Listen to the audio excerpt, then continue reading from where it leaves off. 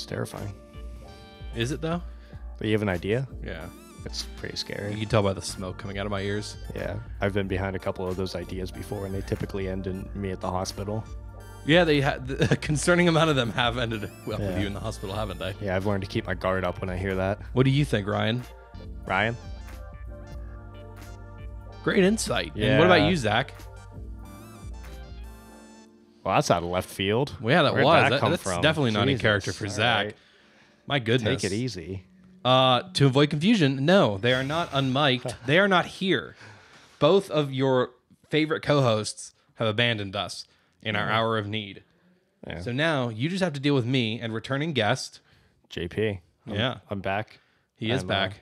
I'm ready for more. I'm here to step in a bigger role in the absence of the other co-hosts. This isn't an interview. You know that, right? Well, I was thinking more like post-game interview, after okay. the starter gets injured. You know, we went in, we scored more goals than the other team. That's Yeah. what we try to do every game. It's a secret. Yeah, we did more offense than defense. It's really what we're looking to do. Here's the problem with you and I doing this, is this has a really dangerous how do I say this? We really tread the line of danger of talking about sports too much. Oh yeah, we're dipping our toes in the water. This is all part of While my we sat ploy. here waiting for for Zach to respond to us, we were just watching a dude play NHL 21. So and thoroughly enjoying it. It was I great. didn't expect to enjoy as much as I did. yeah, But it's a fun channel. Sin for the Win on YouTube. That's CYN if you ever want to check him out.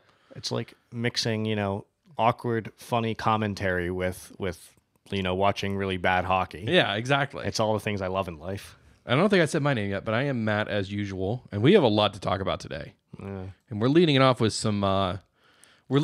confirmed news about Spider-Man 3, which doesn't have a name yet, I don't think. There's also some unconfirmed stuff that articles have come out about, but I haven't been able to corroborate them, and it looks like they're reaching. We are going to talk more about that next week when we hope there's more news. But we do know that Benedict Cumberbatch and Jamie Foxx are joining the cast of Spider-Man 3. And if you remember, if anyone watched the Andrew Garfield, All three of you who watched it. Yeah, all three of you who decided to go to the theaters. He played Electro in the last Andrew Garfield one. Yeah. So we're seeing him come back, which... How do you get his superpowers again? He fell into a vat of eels, right? Yeah, and they all just started chomping on him, which, if anyone ever asks, that's the number way to get your powers is get bitten by something. Yeah. Yeah. By a spider or eels or a radioactive pig. Yeah. What was that? What was Spider Peter Porker's thing? Peter Porker. No, he was a... He was a spider that got bit by a pig. Yeah, he's a spider, but he got bit by a radioactive pig. So he got those cartoon pig powers. So ridiculous. Yeah. Well, still better writing than quite a few movies, but... But anyway, yeah, the Jamie Foxx, I'm excited about these for different reasons. Like the Jamie Foxx one I'm really excited about because he's just such a good actor. Yeah. For best examples, he tried his hardest in Amazing Spider-Man 2. Oh, yeah. He did well. Yeah. Yeah. And he wasn't the worst part about that movie. No. But he is absolutely phenomenal in Django Unchained.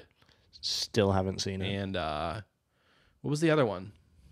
There was another Django. one he was in. There's been a bunch that he's been in, Well, but my yeah. favorite one of his was definitely Django Unchained. He's just so good in that. Yeah. And it's never to bring such a redeeming actor into an already pretty good series that Spider-Man's been. I think, well, it could be just as good. I'm really curious to see if it is the same Electro. Are we seeing? Because that's one of the theories that's been getting kicked around is this the exact same person, or is this just a reprisal of the character? And obviously the argument for it being the same character is that it's the same actor. But then toward the end, when he was talking about being in it, he said, "And I won't be blue in this one." Yeah. So I don't know if that's just going to be like a character change they're going to do, or if it means that he'll be a different Electro. I think he was just saying he's going to be happier. It's going to be a happy Electro. He's just going to be jump around. Yeah, maybe. Yeah. I could Spider-Man's see that. actually the bad guy in this one. Okay, that would Yeah. be a huge twist. Is that why Benedict Cumberbatch is in here so we get an actual hero? Yeah, he's the bridge. And I am really excited about that though. Yeah. I love, like, Doctor Strange is so cool. Yeah. And well, another reason for the multiverse thing is the next Doctor Strange movie. Mm-hmm. It's Multiverse of Madness. Yeah. Which is coming out when was that? 2022? So yeah, March 25th, 2022. Which it's supposed, just like Spider-Man 3 is supposed to start filming this month, October. Oh. So filming at the same time, and the character who's going to be in the Spider-Man movie is having his own movie about the multiverse. Yeah. So and for context, Spider-Man 3 is expected to be releasing, what did we say? December 17th, 2021. Mm-hmm. So, yeah, this could be like our Thanos showing up at the end of Avengers. Yeah. Like our little tease about what we're going to see. We'll finally get the multiverse we were promised in Homecoming. I wonder, actually, or not Homecoming. Now that I'm thinking about it, I wonder if the Spider-Man movie is going to be even Doctor Strange first foray into really going into the multiverse. Yeah. Because he's looked into it. He did it in Infinity War. Yeah. That's how he saw all the outcomes. Different universes. Yeah. And like, that'd be a great way to kick off the next movie. Like, put him in this one, have the discovery of the multiverse, and then Multiverse of Madness is him, traipsing through the many different realities and just hanging out. And I believe Elizabeth Olsen is supposed to be in Multiverse of Madness with him. Scarlet Witch? Scarlet Witch, yeah. Yeah, Elizabeth Olsen, Wong. Who's this Baron? Guessing this is the villain? Mordo. He, I believe it's Chiwetel Ejiofor. He was the guy who helped train Doctor Strange in the first one. And then at the end, in the after credits, he goes and steals the guy's power. Yeah. So we'll see him coming back finally. Obviously, we're getting Wong back. Why is Ryan Reynolds credited? Hold on. Are we finally getting... So is this... Wait, where? Where'd he go? Yeah, He's Ryan... But it's... Yeah, Ryan Reynolds, Tobey Maguire, Andrew Garfield... Those have to just be I think this guesses. Yeah... That can't be right. If you go on the I don't think that's from the IMDb. I think that's the Wikipedia. Yeah, that sounds right. Although it wouldn't be insane to have Deadpool come in, especially on a multiverse. That'd be a good way to bring him in. The only people credited are those four we said, and Sway Lee Lanane is an uncredited truck driver. So yeah, I think those are just guesses. But it's directed by Sam Raimi, which is the big thing that fueled the idea of getting Tobey Maguire in it. Who was... Sam Raimi directed those 3 Spider-Man movies. Okay. And also the Evil Dead movies. Great director. Evil Dead. So, yeah. So, and then the other nice thing about Benedict Cumberbatch is, like this article says, it doesn't deny Peter Parker that mentor role. Yeah. Because he is still just a kid. Yeah. And we got, again, a taste of that in Far From Home. We had Jake Gyllenhaal just teasing Peter Parker. Yeah, and that was such a good dynamic. It was. Yeah. I spent a lot of that movie hoping that he wouldn't be the bad guy. Mm-hmm. Like I was kind of hoping that the misdirect was going to be, it's Mysterio, so he's the villain. But then it turns out that no, he's not the villain. That's the big twist. Yeah, but he was the villain. Well, in the comics, what was he? He was a villain, and then became a hero. I believe so. I believe he was. I don't in the comics. I wish Ryan was here because I'm sure he can answer this. But I think in the comics he was never a full-fledged villain. Mm-hmm. I mean, and I know that this movie was more true to his original comics, where he was literally just a master of special effects. Yeah, but I kind of he just did it so well. I hope we see more of him because he's not dead, right? What happened? Did he get killed? I forget. He didn't he?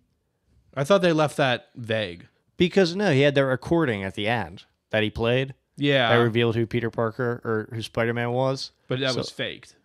That was faked, but what, like, he put that recording up after he sent it in before he died or as he died? I thought they showed the cuts of the dude from Iron Man 1 distributing it. Oh, I didn't see that. I forget.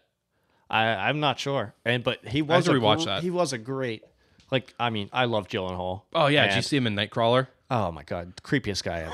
Oh my so goodness. Good at that. It literally does make your skin crawl. Oh. But yeah, I'm excited about this. This is gonna be good, and I believe it is still directed by the same guy who directed the first 2. Yep, John Watts. Yeah, who directed Homecoming and Far From Home. He'll be directing again, and those are both great movies. So I'm excited. The one thing I want to know is if there's a multiverse. Well, we already know that. Well, not that Spider-Man 3. There's only one Spider-Man 3. Are you looking for... That was Spider-Man 2, the Andrew Garfield one. Untitled Spider-Man sequel. There it is. Oh. Who is doing the music? The music? Who did the last ones? Michael Giacchino. We are scrolling through. Oh, wow. There's a lot of stuff here. Do they not have the composer in here? It doesn't look like it. Interesting. Big fan of the last composers. Oh, yeah. Michael Giacchino. He's great. I don't even know what else did he do other than Spider-Mans. The Star Trek movies. Oh, those did, I believe. Had phenomenal music. What else did he do? Is it this far down? No. It was soundtracks at the bottom. Where at? No, that's all that's the actual soundtracks themselves. It would be under cast, I think.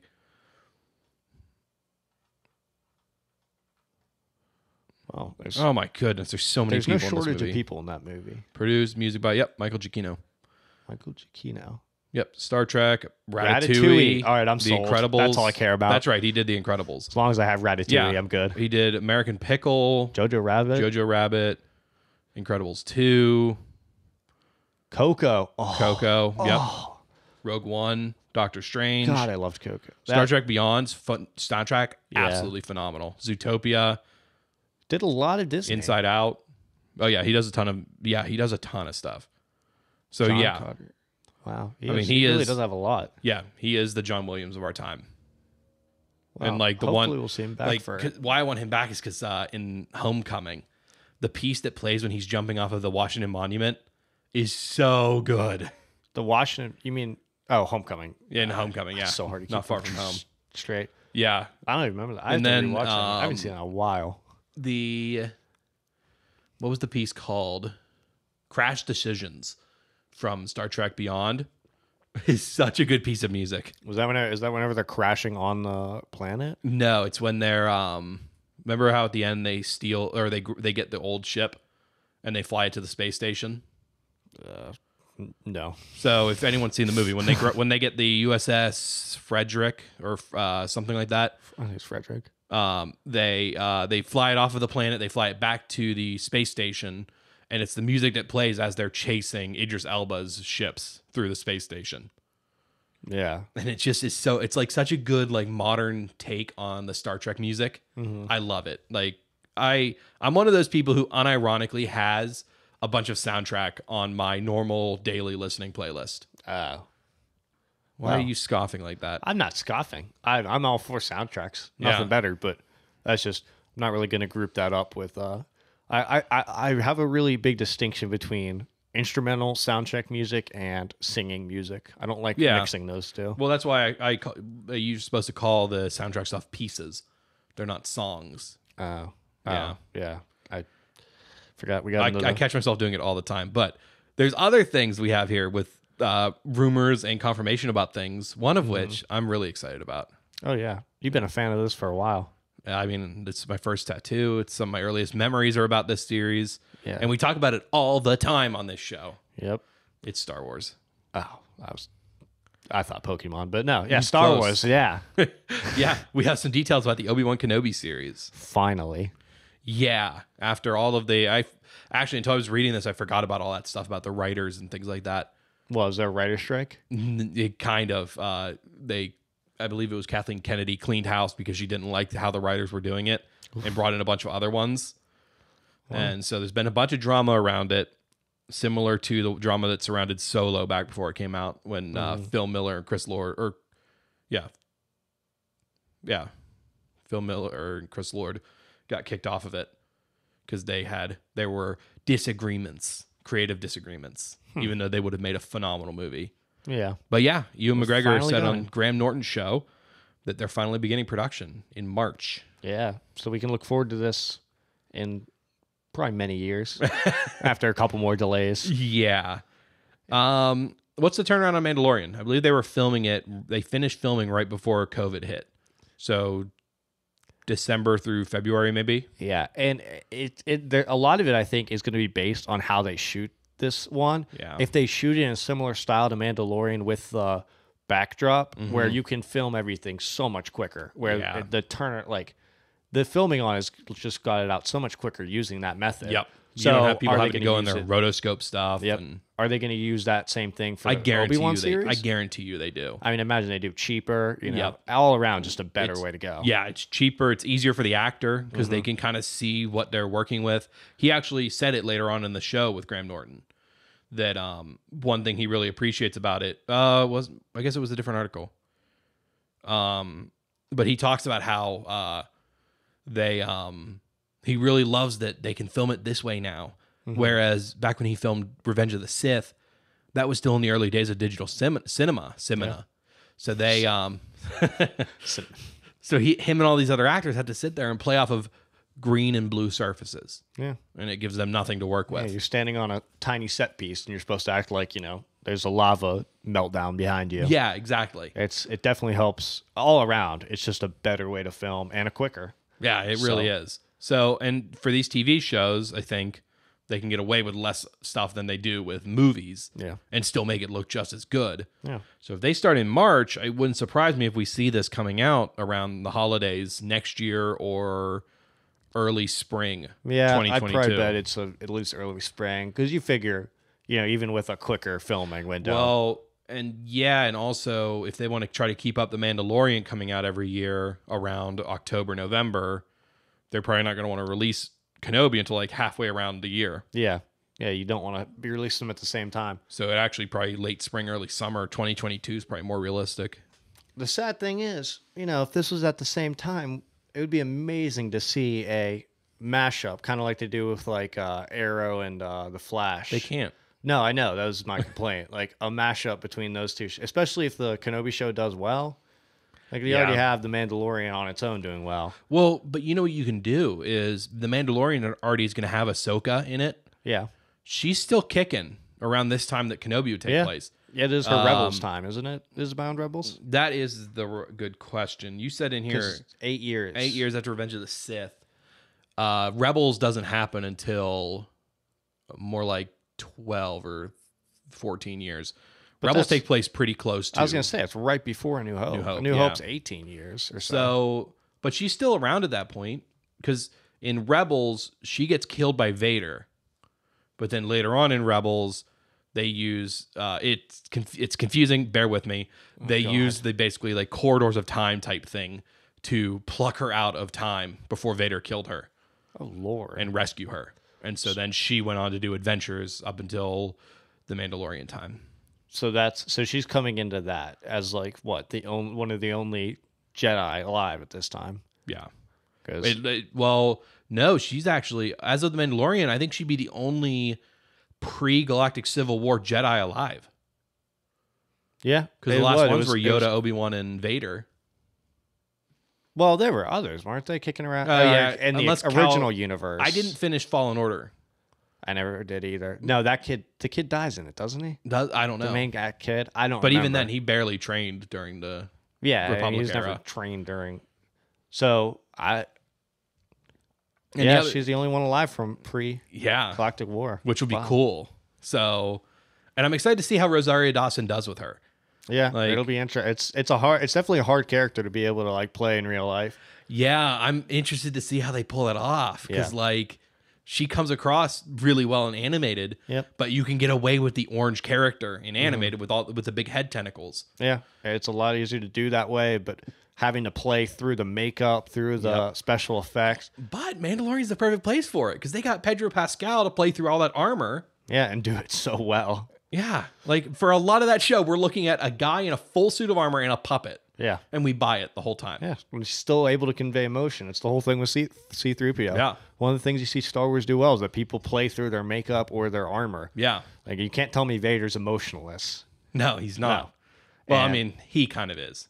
But C-3PO isn't. No. And he's got a face that's doesn't move. Too light and a square cutout. He conveys his amazing amount of anxiety by moving his even arms. R2 doesn't even speak. Yeah. And he has a ton of hear his emotion. Yeah, so, I mean, I have high expectations. And you know else who could show up in this? Because Boba Fett's kicks around this time, too. Around this time, he would have been... This is He would have been a late teenager, probably. Around there. Because what? Attack of the Clones, he's probably like 10-ish. So he'd be around like 18. Yeah. Maybe even probably older. So he definitely like early 20s, late teens. Yeah, because Clone Wars or Attack of the Clones, he's about 10. Yeah. Then it's 3 years from Attack of the Clones to Revenge of the Sith, and then 18, and then 8 more years here. So he'd be early 20s. Yeah.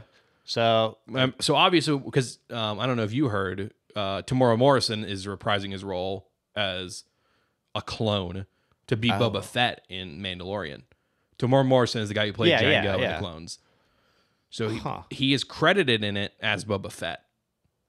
So we might see him in both. So that might... Yeah. That's a good way to link it. Yeah, it would be. That or even Ahsoka. Like seeing Ahsoka in Obi-Wan series. And here's the thing. Boba Fett has a lot more connection to Obi-Wan than he does to anyone in The Mandalorian. Yeah. Because Obi-Wan killed his father. No. Or no, he didn't. Mace Windu did. Yeah. Mace Windu did. Yeah. But Obi-Wan interacted with his father. Obi-Wan was the first person to meet them. He was the first Jedi Boba ever met. And they shot at him a lot. They shot at him a lot. So, and then they just left him there to hold his dad. And I believe Boba Fett was watching when the execution started, right? The execution of Luke or the execution of... No, of Anakin, Obi-Wan, and Padme. Yeah, he was up there with... Yeah, he was but up I forget there when with he Jango. snuck up there. No, he wasn't standing there with Jango. I think he was. I think he snuck in. Because I remember a shot of him like watching from like a gap in the wall. Oh, no, he wasn't up there because Django's up there whenever, Mace Windu came out and he had to jump off that podium. And then I forget when Boba started watching, but he did see. He saw him Mace get killed. Kill Django. Yeah, and then he held the helmet that we don't know if the head was in there. We don't know how the head stayed in there. You see the head fly out in when Mace slices it off. Oh, you do? You can see the shadow on the ground. I never noticed that. Yeah, I always just thought it's only there for still like a in frame there, or two, and he was just like cradling his father's. Yeah, no. So then he steals that armor. The Clone Wars show, there's a couple episodes about him. Mm-hmm. He actually rolls with what's her name? Aura Singh and her group for a little while. She is the only time she appeared in the movies. She is the red-haired chick that's watching the pod race in episode 1. God. Yeah. It's just one shot of her. So she a bounty hunter? She's a bounty hunter, okay. Yeah. She and I forget who she rolls with, but they teach Boba Fett the ropes. And then he becomes a bounty hunter, and I think he does it young. Like, he could be a bounty hunter and at this point and run into Obi-Wan. Yeah. And, honestly, if you bring in both Ahsoka and, Boba and have them interact and make that a rapport and then bring it into The Mandalorian. Yep. You have some great content there and a great bridge between the two shows. Yeah, exactly. Yeah. And then you can tell, you have all these stories you can tell. So I'm excited to see where this goes. And definitely a lot they can do. I'm just... Fingers crossed for no more disappointment. And the other thing is, this is 8 years after this, but it's in real life 15 years after Revenge of the Sith. Yeah. So we're going to see a more aged Ewan McGregor. Yeah. And he looks like freakishly like Sir Alec Guinness. Yeah. Like if you look at old photos of Alec Guinness around Ewan McGregor's age, it's crazy how alike they look. Yeah. And maybe we'll get some explanation to the extreme aging Obi-Wan went through in 8 years. Well, yeah, because the expanded universe reasoning is that communing with the Force ghosts takes a lot of energy. So maybe they'll actually tell us that in canon. Yeah. Yeah. Well, you need something to answer it. We might see Qui-Gon Jinn too. God, if you bring Qui-Gon, who plays Qui-Gon? I should know this. Taken. Oh my God. Wow, how do we Oh my God. Ra's al Ghul. We know it. I'll name it. All the stuff in him. Liam Neeson. How did we forget Liam Neeson's name? If you're listening to this, Liam, we're really sorry. Yeah. We'll make it up to you. We'll bring you out to dinner. Just reach out to us. I don't think we can afford him. We'll take you out to Chick-fil-A. Yeah. Yeah, we'll have a nice dinner. But seeing him back, if I could see him back in the Star Wars universe, I could not be happier. Well, I think he has been back in it. I think the one or two times he appeared in Clone Wars, I think he voiced himself. Did he? Yeah. Huh. Well, did he do any voices for Rey's whole "I am the Jedi" thing? I think he did. I vaguely remember. I thought I heard him.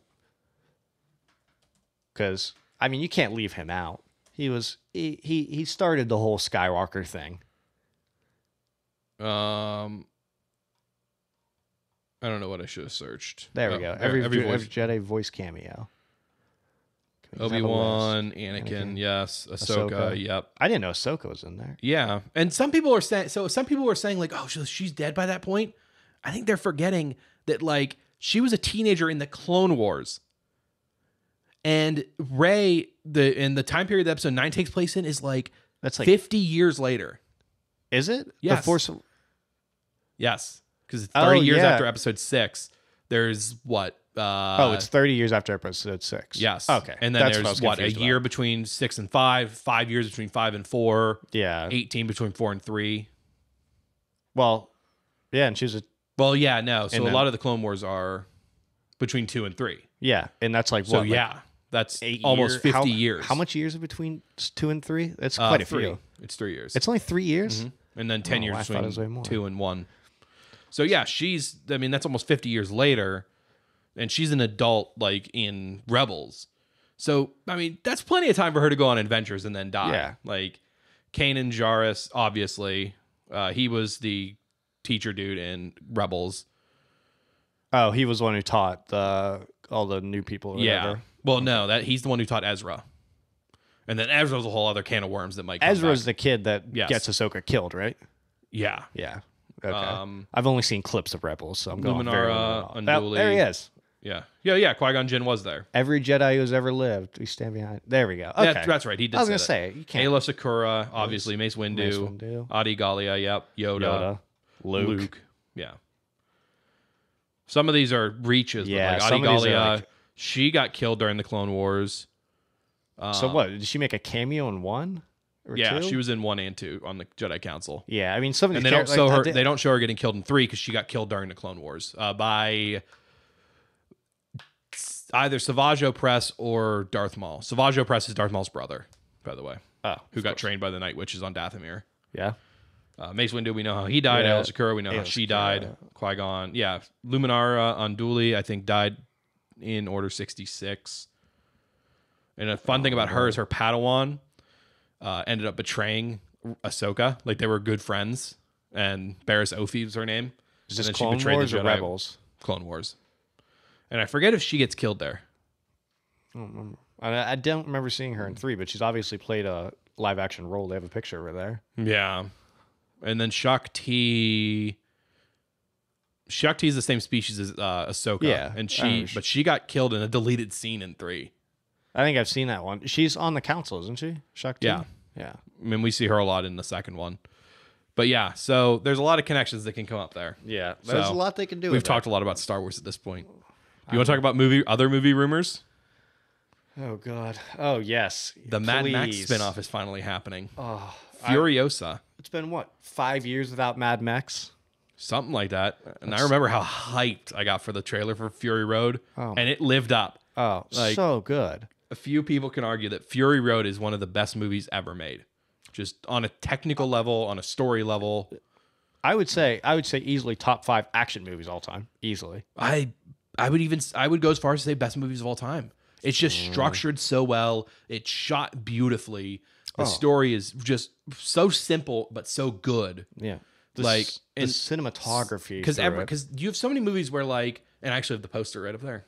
Good reference. There are so many movies where, like, the cinematography and special effects are all really good, but the story's blah. Yeah. Or ones where the story's great, but all the special effects and stuff are blah.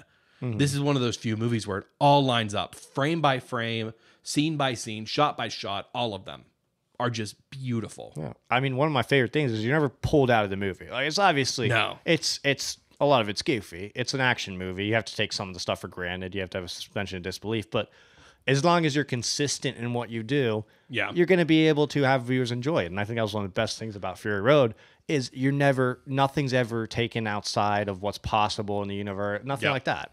And it's like, it's thoroughly disconcerting with all disgusting people, like whatever their god. And every time you look at something and think that looks too unrealistic, they probably did it for real. Yeah. Like all the explosions and stuff like that, all done for real. I think like one of the only car effects that wasn't is the one where the car gets sucked up by the tornado. Yeah, which that's obviously you're not going to strap it to a helicopter. But I think they did that effect by blowing a car over for real, though.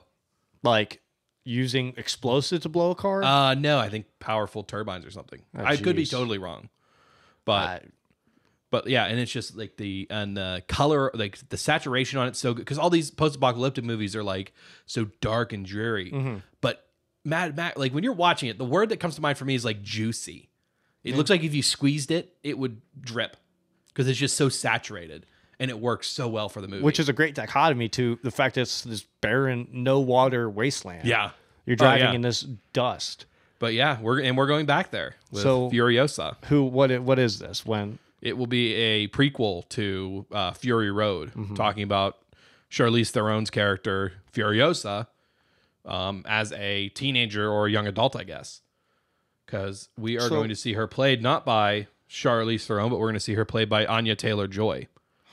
Who we saw last. I don't know what she's done recently, but we did see her in Glass and Split. Glass was the sequel to Split, right? Yes. Yeah. To see Split and Unbreakable. So yeah, she was great in Split. She was, and she was great in Glass. Glass was a bad movie, but those are two separate things. Yeah. No commentary on her. So. Yeah. I'm excited to see her. Like everyone loves Furiosa. Charlize Theron did an amazing job. And that's the other thing that's great about the movie, is it made a great female character that isn't great because she's I am woman, hear me roar. She's just great because she's a great character. Yeah, and that's how it is for everyone in that movie. She's someone you like. She's doing this great thing for like people who need it. Yep. She is the she's a damaged person. Savior. Yeah. Yeah. So are we gonna see? All the old biker gang ladies, is she going to be hanging out with them in their, like, whatever their utopia is that she was trying to take them to? Like, is that what we're going to see? Probably not. Because they say in the movie that she was really young. Whenever they left. Yeah. Anya Taylor-Joy's too old to be playing that at that time period. Because I think even in the movie, she only talks about vague memories. She barely remembers it.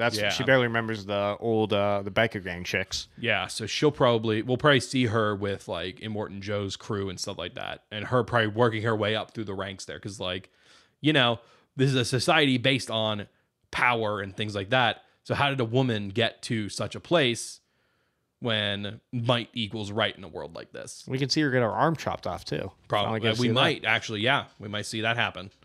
Which would be a heck of a scene. Well, and I wouldn't put it beyond George Miller. No. Who is the creator and director of all these movies. So we're seeing Thor in this as well. Chris Hemsworth and Yahya Abdul-Mateen II, which I'm not sure what he's been in. I have no clue. Or she. I wonder if we'll get any hammers. Is it a he? Yes, I should have figured. So what have we seen him in? Aquaman and The Get Down. Wow, not a... Candyman, The Watchmen show. He was in Us. He was in Black Mirror. Oh, he was Anthony Mackie's buddy in Striking Vipers in Black Mirror. I never watched most of those. Greatest Showman. Oh, W.D. Wheeler. He plays that's what's the acrobat? I didn't see it. He plays Zendaya's twin. Okay. Huh. So pretty good. Middle roles. I've never seen him in any kind of lead acting role. So. No, I mean the closest I've seen was that Black Mirror episode, which was really good. Yeah. So he's a bit of a wild card. We kind of know what we're getting with Chris Hemsworth. Yeah. Well, one of the theories is, what if Chris Hemsworth is playing a younger Immortan Joe? Oh God, that's really a fall from fame. My God, it'd be really funny though, wouldn't it? Yeah. You at least. And yeah, so it's George Miller directing, co-writing, and producing it with Doug Mitchell, who they've done all these other ones together, except apparently for Fury Road. With Fury Road, because George Miller's been working on these for forever. And a lot of the people are coming back from Fury Road. So I am excited to see this. Yeah, it'll definitely be interesting. And it's obviously going to, you have to jump over the hurdle of how do you make a prequel. Oh, he was Black good. Manta in Aquaman. Okay. See, we should have had Dad here. Dad loves Aquaman. Oh yeah, he would have loved all these talks. Been talking it up all day. All day today? Oh, so he was in Watchmen too. Yeah. The series. The series, not the movie. Yeah. So I didn't see Watchmen yet. I heard it was good, but we won an Emmy, so it's obviously no slouch. Yeah. So yeah, and you're right. Made its debut at the Cannes Film Festival in 2015. So and it only grossed 375 million. Like, That's it's a such a letdown. good movie. and hopefully this one will get the more critical acclaim. Well, I don't know because it's not going to have Mad Max in it. Yeah. Yeah, I mean, there's Which- obviously going to be struggles with it, but anyone who really watched the Fury Road could see that it's not really about No. Mad Max. Which is it's really cool. about Furiosa. Yeah. Yeah. Like, Because that's the whole thing. And throughout all the movies, except maybe the first one, he's not the main character.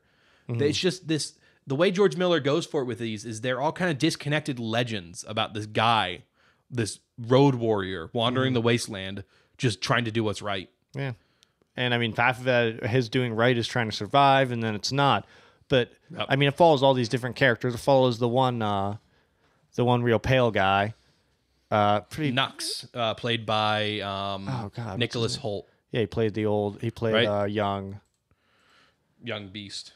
Beast. Yeah, and like you see Nicholas- that, like, that's a great redemption arc. Yeah, Nicholas Hoult. That was And it. like you have all those different characters in it who you care about them. Yep. And like Mad Max, All he's a the pretty wives. stale character. He doesn't change much. He's That's the not thing. he's not changing character, but he's more or less there in the title character to drive the plot along. Yep. And to get But that, these, and like- that's the brilliant thing about it is he is. If the movie was all about him, it would have been boring. Yeah. Because he's just a generic action dude. Yeah. But it's not. He is the person the story is told through. Yeah. And that's a cool way to do it, especially to make him the title character, air quotes, and then make it about the supporting characters. Yep. So And I mean, since it's still George Miller on this, I'm with him all the way. yeah, Like, I have high I expectations. That is, and that's the thing though. There's gonna be really high expectations going into this one. Oh yeah, especially after the last one, Fury Road. It's just such a good movie. From the minute the trailer dropped for that, I was hyped for it, and not once did I ever get let down by it, which was nice because it was not too long after Iron Man 3 burned me super hard. Wow. By We've having got an different awesome looking stances on trailer. that. But yeah, high expectations. Can't imagine they'll be too let down. No. And we have one more thing that we want to talk about. This one's about a movie, not about a movie that's being worked on, but a movie that is coming out in the very near future. Get your stockings ready. Coming out December 4th, 2020. Get your chestnuts roasting. We've Because- got some holiday joy. Well, Wow. joy might not be the word. Yeah, it's But it's holiday. we are talking about the trailer for Fat Man. Yeah. And I saw the poster for this a while before I saw the trailer and thought it looked interesting. It looks like a pretty good movie. Yeah. You don't know anything about it other than this trailer, No. right? What is your vibe from this trailer? What I'm getting is it's a movie that wants to be an action flick while also funny, but doesn't take itself seriously. But what is it about? What I'm getting is this kid gets cool, this snotty little rich kid. So he's hiring this hitman who's played by I Walter Goggins. love him. Great, funny actor. He plays the unicorn. And we're seeing him hunt Santa or the Yep. Fat Man. So Who's played by Mel Gibson. Mel Gibson himself is Mr. Jolly, and this man's trying to kill him. And apparently Fat Man's a drinker now. He's and he has all his little elves, and he's trying to survive snotty little rich kid. So Yep. that's what I'm getting. And it looks so good. One thing that's jumping out at me is that Santa or Mel Gibson in this, he sounds like John Goodman, and he looks kind of like Timothy Omenson. Yeah, he does look like bearded Timothy Omenson. Yeah, right? Yeah, And if you don't know who that is, he played Lassiter in Psych and King Richard in Gallivant. Yeah, and post Psych, he grew a fabulous beard, and Yep. I think that's what like you said, that's what Mel Gibson is trying to He's trying to emulate. He looks here. like him. So I mean, it looks like goofy, like it looks like something you can laugh at, Yeah. but still enjoy, like an action flick that you can laugh at but enjoy. And Yeah. I mean, So it's Mel Gibson. That can't be. I am curious how far in which direction they're going to go. Yeah, Like how seriously is the movie going to take itself?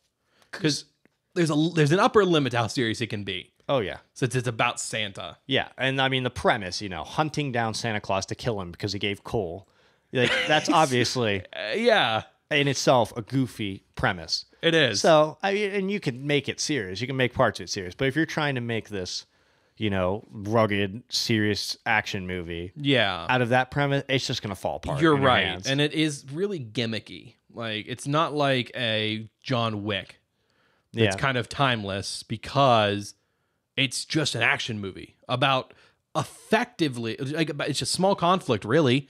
A dude killed his dog, so he's getting revenge. Yeah. And this one we have, it's a Christmas movie, I guess. If you could say comes Die out December 4th. Yeah, if you could say Die Hard's a Christmas movie. It's set during Christmas. Well, this one's more objectively a Christmas movie. Yeah, about the fat man himself. Yeah. I mean, when I started watching this trailer, I didn't know it was. I'm like, I thought I didn't know what I was watching, really. I just came in knowing the name. Yeah. And after a bit, you learn it whenever snotty rich guy gets the coal. Yep. So, I really don't know. Yeah, it's the problem that I could see it running into is it just becomes a kind of a generic Santa, but what if bad thing. Kind of like they, or kind of edgy, like they did with, for kids movies, they did it with Rise of the Guardians. Yeah, they did it with, what was that crappy Netflix movie that came out? That was the next one I was going to say, with Kurt Russell. Yeah. I forget what it was even called. Yeah, but like Santa, but not happy. Edgy. Yeah. Yeah. So it looks like it could be that, but it also looks like it's not going to take itself that seriously. Where it once it thinks it's. I'm hoping this trailer is more serious than the movie itself, and I'm fine with the movie playing it straight the whole way, as long as the movie knows how ridiculous it is. It's kind of a dry funny. Yeah, it's like you're going to laugh at the fact that they think this is serious. Yeah, like you're hunting Santa and you're not laughing. Yeah, like I could take that. The character's never acknowledging how ridiculous an idea it is, and that's kind of what I'm getting from the. Like you saw in the one scene in this, he says, "I'm hunting Santa," and the guy laughs at him and he pulls a gun on him. Yeah. Which I like. So that gives me the sense that they're going for that idea of we're all serious and all this like sporting characters are like, what are you doing? I believe the actual premise of like how Santa became known is that he made a deal with the U.S. government. So that it's a dark comedy by Isham and Ian Nelms. To save his declining business, Kris Kringle, also known as Santa Claus, is forced into a partnership with the U.S. military. Making matters worse, Chris gets locked into a deadly battle of wits against a highly skilled assassin, Walter Goggins, hired by a precocious 12-year-old after receiving a lump of coal in his stocking. Okay. So it's a dark comedy. It's not supposed to be an action movie. This poster's where I really thought he looked like Timothy Oldmanson. Yeah. Before I read the names, I thought that's the who eyebrows. That was. The eyebrows is what does it. Those thick eyebrows. It's so Timothy. Yep. So, I am excited for this. Unironically, it could be good. Like, what have these guys done? We got our Christmas fix with Klaus last year. Oh my god! I can't wait to watch that again. That's unironically just fantastic Christmas movie. If you haven't watched it, you have to. These guys have directed pretty much nothing of interest. Nothing I've heard of. Don't know any of these. Well, So what about his brother? I assume they're brothers because they have the same last name. Yeah, I don't know what else they'd be. Where was it? Right there. Ian Nelms. Ian Nelms. They directed all the same stuff together. Yeah. So nothing notable, but it's it's a wild card. Oh, wait, no, those are his producer credits. Director credits are the exact same movies. Yeah. Writer? I don't know what else. Writing all the same movies. So they write and direct all their own things. Night of the Dog, Superman #1, The Quest, Heavy Petting, Lost on Purpose, Waffle Street, Small Town Crime. We'll see. They write and direct. You got to respect that. Have I heard of any of these? Is that Martin Freeman? Not John Hawkes. No. Whoever that is. So he looks like Martin Freeman from the side. Ton of nobody actors. But somehow they got Mel Gibson in for a movie. So they obviously have something going. What studio is this? Did it say? I did not see. Movie clips, trailers. No, it doesn't say. Yeah. So we're at the end of the trailer anyway, so it's going to say. But yeah, I'm optimistic about it, is the way I would say it. Saban Films, SP Rockefeller Films, and Mammoth Entertainment, and Genius Media. Yeah, so it's an indie film for the most part. Hey. So I see it as a wild card. Yeah, and it could be good. Either way, we'll probably end up seeing it. Probably. And I believe, did it say when it'll be, if it's going to theaters? I assume it's going into theaters because theaters are opening up these days. Fat Man. I typed a bunch Oh of my S's. God. Now I know how Ryan feels. Just learning how to type.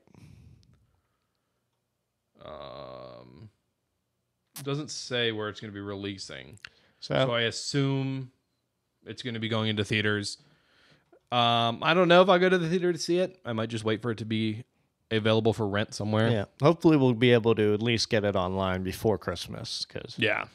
But at least we have Netflix for Klaus. That's all that matters. Oh I'll just watch Klaus a million times. We'll just have to, like, closer to Christmas, we'll have to talk about that movie. Oh, God. Fantastic. After we watch it again, we'll give you another synopsis, but yeah, just such a beautifully animated movie. Oh, yeah. And great story. Yeah. You know, it's a breath of fresh air from, you know, Christmas spirit, you know, Yep. all the Hallmark Christmas movies.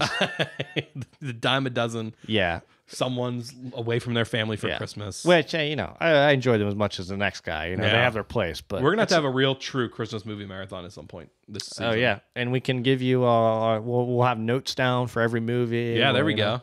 We'll give you guys the ins and outs of what Christmas movies to watch this Christmas season. So, yeah. And next week, we can actually give you a little preview. We're going to be discussing mostly Spider-Man stuff and some other things about some movies that are in books that are interesting. Yep. But next episode is going to be fun because it is going to be the 50th episode of Pop Culture Unboxing. So make sure you listen. Yeah. And yeah, it was fun. Do you have anything else you wanted to talk about? No, I mean that's all that's really going Wait, you on. did forget something. Oh God, yeah, God. Wait, all right, this is his venting hour. So we're going to let him go. So you guys know how excited I am for Dune. I've been on here a couple times. I've talked about it. I've talked about how excited I am. And if you haven't kept up with the news, Dune has been delayed for which we said that news. So all of our listeners have kept up. 1 whole year. No, 10 months. Okay. Thanks, record keeper. Yeah, I'm livid. I mean, you know, I'm going to go see the movie if it came out 10 years from now. Like, I'm obsessed with it. And, you know, was limp-wristed. Matt just tried to throw something. It was a receipt, and it flew about a foot. That's generous. Anyway, back to your Dune thing. They delayed it, and you can understand why. I mean, you know, they're looking to get into a new movie. It's a new market, you know, and they have to be able to get all the viewers without people worrying about going to the theaters. So, you know, why not delay it a year? Get, you know, maybe better viewership. But for someone like me, for someone like Matt, who was gonna go see it, I would have gone and seen it 3 times. I'll make up for all the lost profit they get, and they still delay it. And now there's just nothing to look forward to the rest of the year. I'm just ready for 2021. Well, we have Fat Man.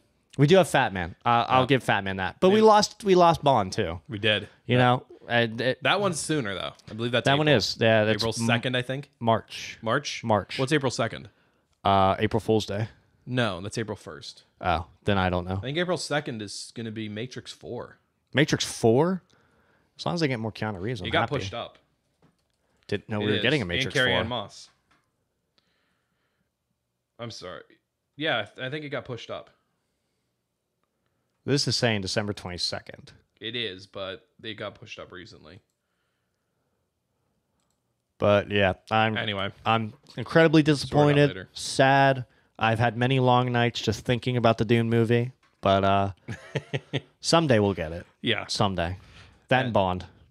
Yep, and eventually we'll watch them, and they'll be good movies. Oh, they better be. All will rejoice in the world. If let me just tell you, if Denny strings me along this long for this movie, and have faith, it's not the most beautiful thing I've ever seen. Have faith. Just won't know what to do. Have faith in the Villeneuve.